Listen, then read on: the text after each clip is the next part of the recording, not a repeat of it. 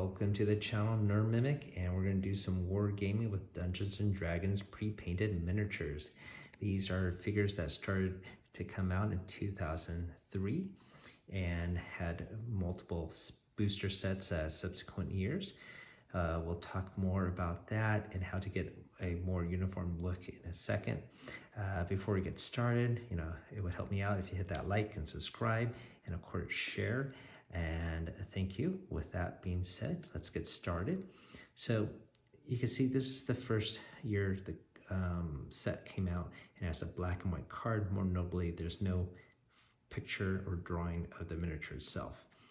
This is a subsequent year, 2004, and you can see there is more clear stat information on the side here, and of course a drawing of the miniature itself. And then they have massive revision in 2008 with a more modern curved border here, and of course drawing of the figure. And I'll tell you how you can change all your previous cards to the more modern look here later in the video. But let's go down to the handbook here. This first came out in 2003, and it's a nice glossy hardcover handbook. And of course goes over rules on how to play the game. It has, of course, photographs of actual miniatures within the game itself. This is quite lengthy.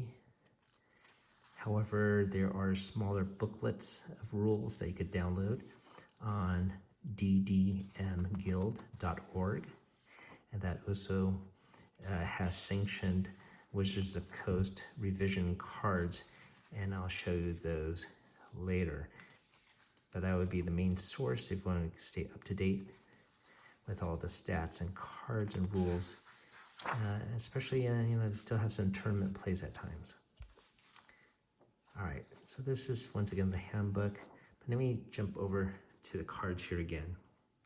So once again, these cards have different formats, but you could go once again into that website I told you about, ddmguild.org, and you can download PDFs of all the previous cards and print them up yourself. This is what I did. I put it on cardstock, and I made it put on top loader to give it some durability, because this 2008 card is a standard format, and on the back of these cards there's some additional stats here. Okay. It's nice to have the photograph right in the front with all the information to play the game. So, of course, with my reprint, there's no information on the back here. But this, of course, being the up-to-date format, just use the regular card there. So how do you play this game? Well, you can see in the top left corner here, that's going to be the point value of the card. So obviously, a Daring Rogue, it's going to have higher point value. You can see here there's a attack, and this little check mark means that this character owner could use this attack once, and if you use it, you put a little mark there or a little token to know that you can't use that power anymore.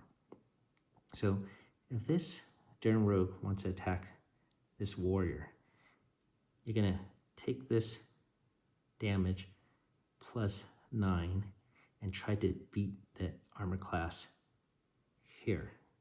So you're going to roll a 20-sided dice, add plus 9, and if your value equals or surpasses 16, you do a hit and do 5 points of damage. This game is really easy to play because everything's in multiples of 5 as far as damage. You can see the hit points here are multiples of 5s as well. Now this, you can see here, is actually some of the stats are different than the original card because once again, like I said, they had a revision in 2008. So you can see here, the hit point value here is 25, but if here it's 35. And there are going to be other minor differences. So it is worth the time if you get into this game to go to that website, download the new cards, a new format, print them out, and can have a more uniform, balanced game. So that's what I did here. And I took all my minis that have collected, and I'll put links down below for where I got these boxes to store them. But I just put in a standard top loader deck here, storage case, and I have little tokens I got on Etsy that are in multiples of 5s, so that can do damage. I got a little dice here. It's a pretty quick and easy role-playing game to get into and set up, and you can use multiple minis. And even if you don't like, say, the miniatures that came pre-painted here, of course you could add your own and just use an associated card that you could print out. And once again, on the website, they're going to have multiples, hundreds, not thousands of cards you could print out. And I'm sure you're going to find a card to match your miniature and then throw them into a quick war game. So thank you for watching. Hopefully get into it and have a good evening.